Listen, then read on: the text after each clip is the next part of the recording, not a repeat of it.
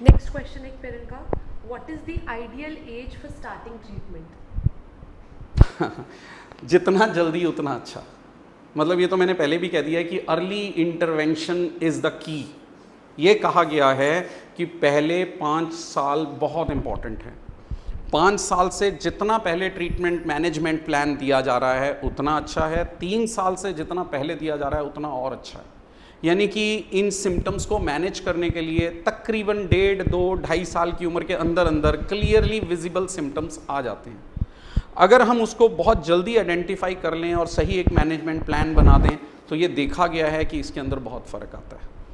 मैं कुछ research papers भी बल्कि इस पे कोट करता हूँ, उसमें लिखा हुआ है कि अगर अर्ली इंटरवेंशन के अंदर सही मैनेजमेंट और पेरेंटल इन्वॉल्वमेंट हो जाए तो कुछ बच्चे ऑटिज्म स्पेक्ट्रम से बाहर भी हो जाते हैं। अब ये लाइन मेरे को बड़ी उम्मीद देती है, हालांकि इसके अंदर कुछ लिखा है। अब कुछ का मतलब कि कुछ ही हो पाते हैं, लेकिन इसका मतलब कुछ हो पाते हैं। सो मैं इसको पॉजिटिव में ये ले रहा हूँ।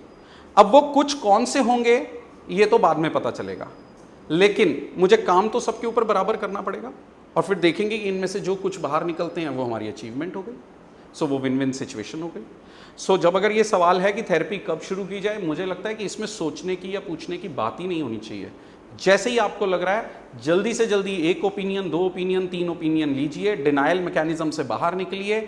जल्दी से जल्दी जितना आप ले सकते हैं इसमें सपोर्ट प्रोफेशनल्स का, क्वालिफाइड्स का, जो जितने भी इसमें लोग करने वाले काम हैं, चाहे वो पीडियाट्रिक न्यूरोलॉजिस्ट हों, डेवलपमेंटल पीडियाट्रिशियन हो, चाइल्ड साइकेट्रिस्ट हों, क्लिनिकल साइकोलॉजिस्ट हों, ऑक्यूपेशनल थेरेपिस्ट हों, स्पीच थेरेपिस्ट हों, स्पेशल एजुकेटर्स हों, बिहेवियर थेरेपिस्ट हों। सी कितनी बड़ी टीम है सपोर्ट करने के लिए। बस आपका एक चैलेंज क्या है, आपको सही क्वालिफाइड पर्सन ढूंढना है, उनसे बात करनी है और किसी भी एक व्यक्ति के ऊपर, कोई भी हो, चाहे मैं ही क्यों ना हूँ, किसी भी एक व्यक्ति के ऊपर ब्लाइंड फेथ नहीं करना है। एक एजुकेटेड पेरेंट की तरह डिफरेंट ओपिनियंस लेने हैं, उनको कंसोलिडेट करना है, फिल्टर आउट करना है, वेरीफाई करना है। आजकल रिसोर्सेज ऑनलाइन अवेलेबल हैं और जो चीज़ फिर समझ आती है उसके ऊपर काम करना है। डिले नहीं करना है। ईश्वर करे नहीं है मेरे बच्चे को कुछ भी, ओके, बट जो सिम्टम नज़र आ रहा है उस पर काम कर लूँ। मुझे लेबल करने की ज़रूरत नहीं है कि इसको ऑटिज्म है, कि इसको कोई और प्रॉब्लम है, नहीं करना मुझे लेबल। सिम्टम नज़र आ गया, let's start the management.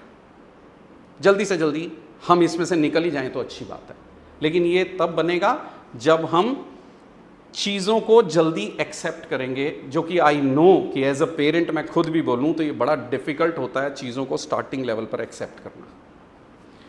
I know ये एक साइकोलॉजिकल फिनोमिना है जो कि नेचुरल है, लेकिन हम इससे जितनी जल्दी ओवरकम करेंगे उतना जल्दी हम बच्चे के ऊपर काम करना शुरू करेंगे। और क्वेश्चन ये आता है कि क्यों ज़रूरी है पहले 5 साल में? साइंटिफिक रीज़न है इसके पीछे। न्यूरोजेनेसिस का प्रोसेस है, हमारा ब्रेन अभी डेवलप हो रहा है और there are plethora of studies जो ये साबित करती हैं कि हमारे ब्रेन की डेवलपमेंट की जो पहला फेज़ जो सबसे तेज है वो पहले 5 साल है। इसमें हमारे ब्रेन की डेवलपमेंट बड़ी तेज़ी से हो रही है, यानी कि हमारे जो न्यूरॉन्स हैं वो आपस में जुड़ जुड़ के अपने सर्किट्स बना रहे हैं।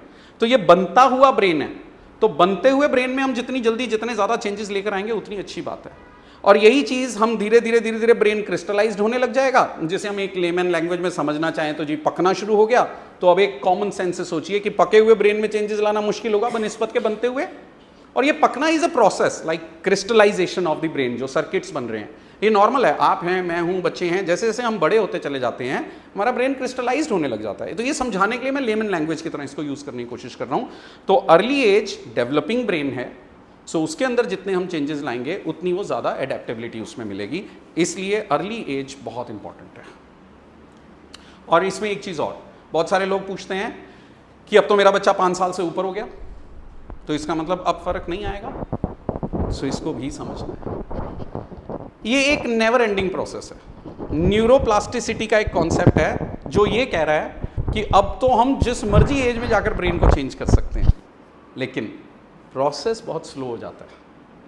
सो ऐसा नहीं है कि 5 साल के बाद फर्क नहीं पड़ेगा, और ऐसा भी नहीं है कि 5 साल में पहले 4 साल 11 महीने तक फर्क आएगा, जैसे ही 5 साल हो गए फर्क नहीं आएगा, ऐसा नहीं है। It's a process.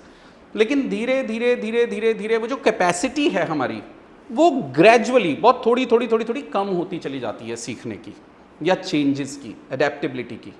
इसलिए हाँ, आप 5 साल में हैं तो भी हम वापस नहीं जा सकते, आप 7 साल के हैं तो भी वापस नहीं जा सकते, मेरा बच्चा 10 साल का है मैं तो भी वापस नहीं जा सकता। तो इसका मतलब अब वो जो टाइम निकल गया उसको तो मैं नहीं पकड़ूंगा, पकड़ नहीं सकता, लेकिन जो टाइम आ गया उसके लिए कुछ कर लूँ। तो वहाँ के लिए एक्चुअली प्रॉपरली स्ट्रांगली डिटर्मिंड हो जाएं और सही तरीके से काम करना शुरू कर दें, एंड विल सी। बात फिर वही है, किसी के पास भी कोई भी थेरेपी सेंटर हो, कोई भी थेरेपिस्ट हो, साल 2-2 साल का एक्सपेरिमेंट नहीं करना है। 3, 4, 5 महीने के अंदर अंदर अगर हमें लग रहा है कि we are moving on the right direction, उसको कंटिन्यू करना है, नहीं तो सेंटर थेरेपिस्ट चेंज करने हैं, चाहे वो कोई भी हो, चाहे हम ही क्यों ना हो। सिंपल सी बात है। अप्रोच काम कर रही है तो 3-4 महीने के अंदर अंदर विजिबली नज़र आनी शुरू हो जाएगी और फिर हम कंटिन्यू करते रहेंगे।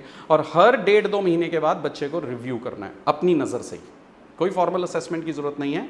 आप पेरेंट्स के पास बहुत समझ होती है, सब समझ आता है। सो वो पॉजिटिव नेगेटिव दोनों को देखना है, और अगर हम जमा घटा करके जमा की तरफ चल रहे हैं तो मूव ऑन करते रहना है। दिस इज़ अ प्रोसेस, ठीक है।